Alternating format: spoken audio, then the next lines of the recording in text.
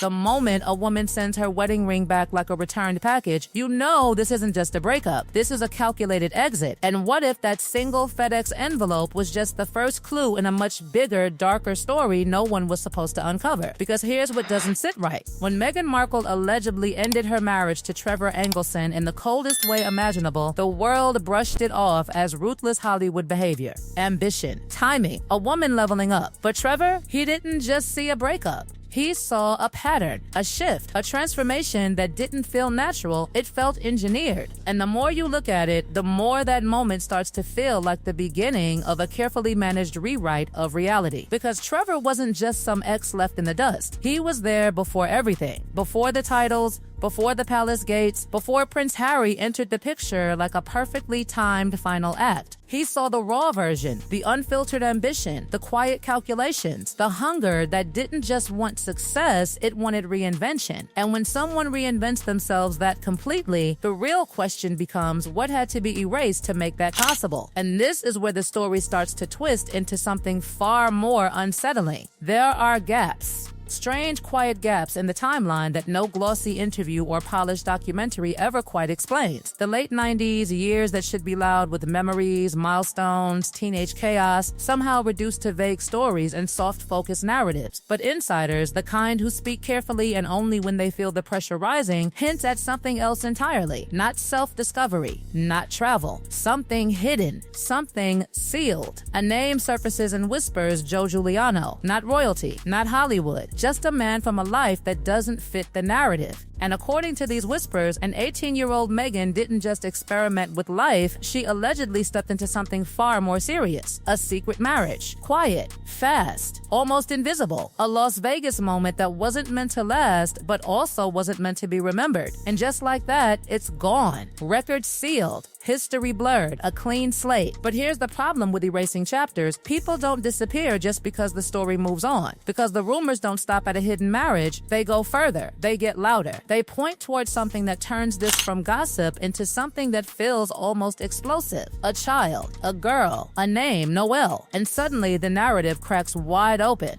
Because if this is even partially true, then we're not talking about a forgotten mistake, we're talking about an entire life left behind. Chicago becomes part of the puzzle. Not London, not LA, Chicago. A place where, according to these persistent claims, a young girl grew up quietly, away from cameras, away from headlines, away from the version of her story the world was being sold. Raised not in scandal, but in silence. Protected.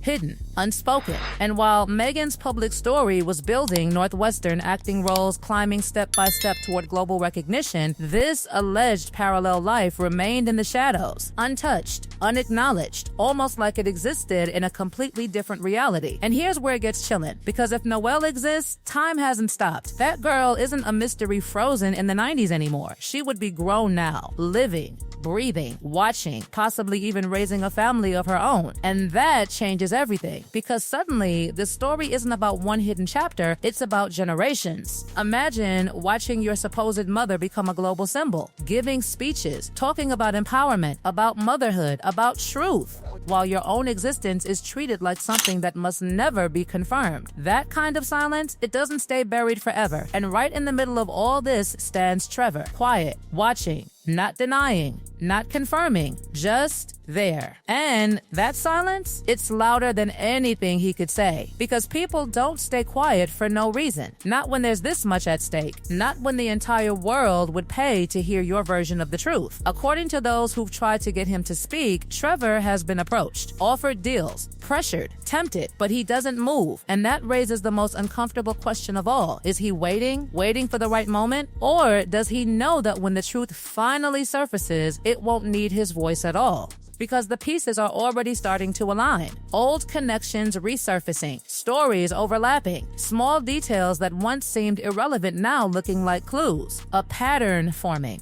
A narrative that doesn't quite match the polished image that's been carefully presented for years. And then there's the vision board story. The idea that this wasn't chance. That long before the fairy tale romance, before the headlines, before the engagement that captivated the world, there was already a plan, a direction, a target. And if that's true, then nothing about this story is accidental. Not the relationships, not the transitions, not even the erasures. Because you don't build a perfect narrative without removing the imperfect parts. And now now, those missing parts are starting to push back. The whispers are getting louder, the gaps are getting harder to ignore, and the version of events that once seemed untouchable is starting to feel fragile. Because the truth has a way of resurfacing when too many people remember what you tried to forget. And if even a fraction of this story holds up under scrutiny, then what we're looking at isn't just a personal controversy, it's a complete unraveling of an identity that was built piece by piece, with precision, intention, and possibly sacrifice. The question is no longer whether there's more to the story. The question is who will speak first and what happens when they do. And just when you think the story couldn't possibly get heavier, it tightens, because the deeper you go, the more it starts to feel like this isn't just about one woman's past, it's about a carefully constructed identity now being pulled apart thread by thread in real time, with every silence starting to sound like a confession and every unanswered question turning into pressure that refuses to fade.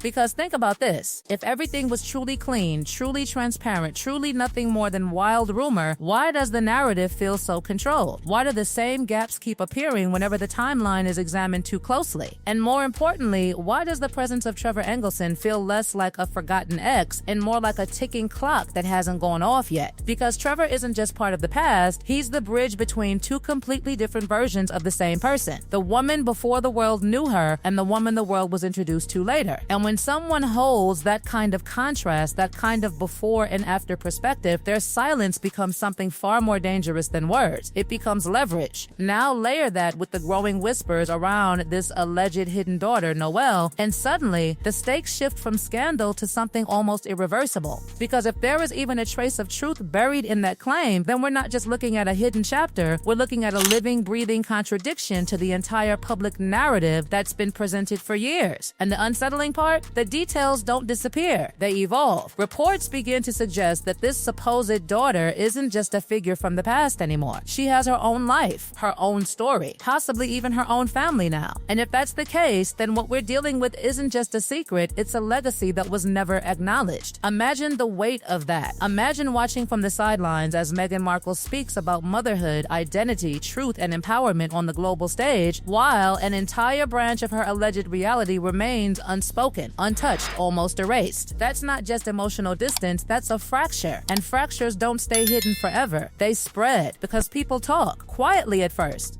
then more openly when they realize they're not the only ones who remember. Chicago neighbors, old acquaintances, fragments of stories that start off as small coincidences and slowly begin forming something bigger, something harder to dismiss, a face that looks familiar, a presence that feels connected, a silence that doesn't quite make sense. And suddenly, the narrative that once felt airtight begins to feel incomplete. But here's where it gets even more intense, because while the public focuses on surface level drama, the royal tensions, the media battles, the headlines involving Prince Harry, this deeper story continues to build quietly underneath, like pressure beneath the surface that no PR statement can fully contain. Because you can manage headlines, you can spin narratives, you can release carefully crafted interviews and documentaries, but you cannot control memory. You cannot erase every witness. And you definitely cannot silence an entire timeline if enough people start comparing notes. And Trevor, he's still there, watching, waiting, existing in that uncomfortable space where he doesn't have to say anything because the questions themselves are doing all the work. And that's what makes his role so unsettling, because the longer he stays silent, the more it feels like he doesn't need to speak, like he knows the truth has its own momentum now. There's also the question of timing, because stories like this don't explode randomly. They build piece by piece, clue by clue. And when they finally reach the surface, it's rarely because one person decided to talk, it's because too many pieces became impossible to ignore. And right now, it feels like those pieces are getting dangerously close to that point. Because think about the broader implications. If this narrative is ever confirmed in any way, even partially, it doesn't just affect Meghan's personal story, and it shakes the foundation of everything around it. The image, the brand, the carefully crafted journey from Hollywood outsider to global royal figure. It raises questions that go far beyond gossip and straight into credibility. How much of the story we were told was complete? How much was curated? And how much was left out entirely? Because when you build something as powerful as a global identity, every missing detail becomes a liability. Every unanswered question becomes a crack. And right now, those cracks are starting to show. The idea that there could be a hidden generational connection, a daughter daughter, possibly even a grandchild, turns this into something far more human and far more complicated than any royal narrative could comfortably handle. Because this isn't about titles anymore. It's about truth, about relationships, about the things that can't be polished or reframed once they come into the light.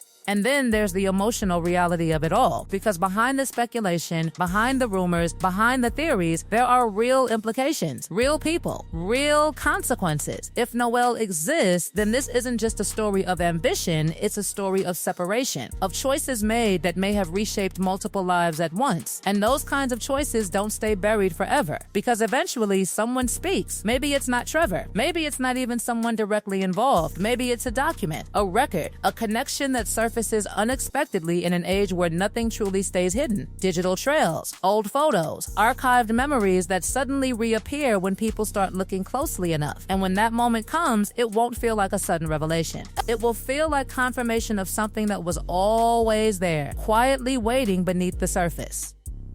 And that's the tension that's building right now. Not loud,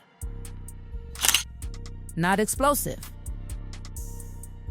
but constant. Like something moving toward an inevitable point where silence is no longer an option. Because the more the story is examined, the more one question refuses to disappear: what exactly was left behind to create the life we see today? And perhaps even more unsettling, who is still out there carrying pieces of that past, waiting for the moment when the world finally starts asking the right questions.